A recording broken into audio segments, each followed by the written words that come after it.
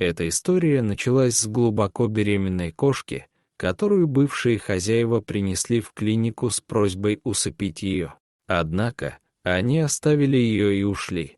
Вскоре после этого родились 3 котенка, 2 девочки и мальчик. Волонтерам сообщили об этом случае и дали срок. Всего сутки, чтобы забрать питомцев, иначе их жизнь была бы прервана еще до того, как они начали жить. В то же время решили сохранить жизнь кошки-матери, которая получила имя Кассандра. Начались настоящие поиски временного приюта.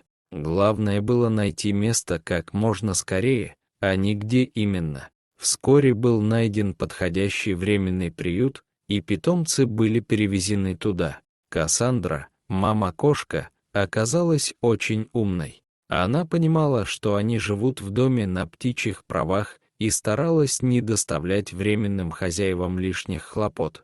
Вскоре временные хозяева попросили забрать всю семью, так как они уезжали в командировку в другой город. Тогда пришлось взять на себя ответственность одной из волонтерок, хотя у нее дома был недавно карантин по поводу лишая. Малышей разместили в отдельной комнате. Постепенно, когда котята подросли и научились самостоятельно есть и ходить в лоток, котятам стали подыскивать новые дома. Первой нашла себе новую семью девочка с недовольной мордочкой. Немного позже мальчик тоже нашел свой новый дом. Остались только Кнопочка и мама-кошка. Кошечку Кассандру стерилизовали и начали искать для нее новую семью. Но прошло довольно много времени, около 8 месяцев, и кандидатов было не так много. Более того, те, кто проявлял интерес, не устраивали куратора то недостаток выгула, то проблемы с ребенком, то еще что-то. Однако, в один прекрасный день на улице Кассандры случился настоящий праздник. Ей удалось найти новую семью, готовую принять ее в свой дом.